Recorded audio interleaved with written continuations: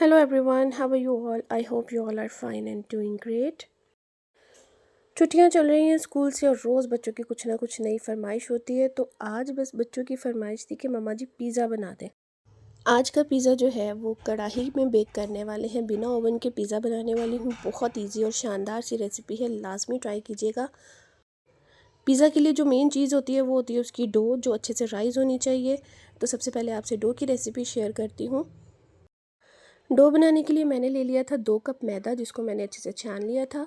और फिर 2 कप मैदे में मैंने 10 ग्राम ईस्ट शामिल कर दिया था, मतलब 1 पैकेट मैंने इसके अंदर ईस्ट का ले लिया था, इटालियानो का ईस्ट मैंने इसमें ऐड किया है। उसके बाद मैंने 1 चम्मच इसमें डाली है चीनी और एक थोड़ा सा इसमें डाला है मैंने नमक। तमाम इंग्रेडिएंट्स को अच्छे से मिक्स करने के बाद इसमें मैंने डाला है 1/4 कप, तकरीबन 8 चम्मच जो है इसमें मैंने ऑयल के ऐड किए हैं। ऑयल ऐड करने के बाद इसको अच्छे तरीके से हम मिक्स करेंगे।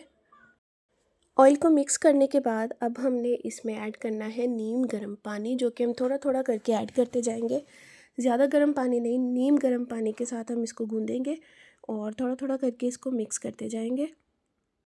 जब तक हमारी डो नीड हो रही है तब तक आप लोग जल्दी से वीडियो को लाइक कर दें और जल्दी से बता दें कि आप ये वीडियो कहाँ से देख रहे हैं और किस किस को पिज़्ज़ा पसंद है।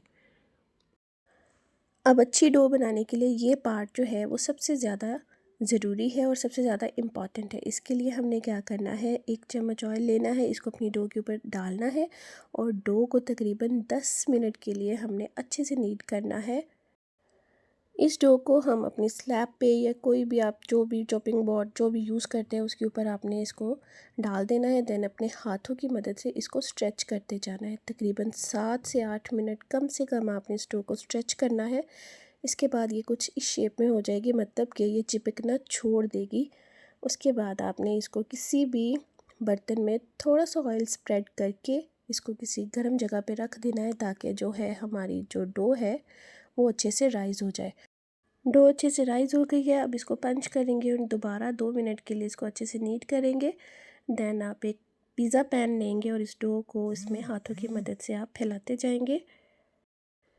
पिज़्ज़ा बनाने में ये पार्ट सबसे मज़े का है, जिसमें हम पिज़्ज़ा की टॉपिंग करते हैं। ये पार्ट मेरा मोस्ट फेवरेट है।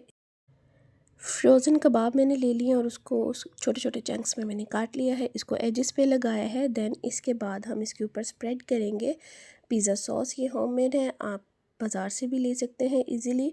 अगर रेसिपी चाहिए तो बताइएगा, I will share. Pizza sauce डालने के बाद अब हम इसके ऊपर ऐड करेंगे चीज़ एंड आफ्टर चीज़ इसके ऊपर हम रखेंगे कबाब। और उसके बाद जो भी वेजेस आपके पास अवेलेबल हैं, जिसमें है कैप्सिकम आप ले सकते हैं, प्याज ले सकते हैं, और उसके बाद मैंने इसके ऊपर ऐड की हैं ये कॉर्न ऐड की है और साथ में मैंने इसके ऊपर एलोपिनोज ऐड किए हैं।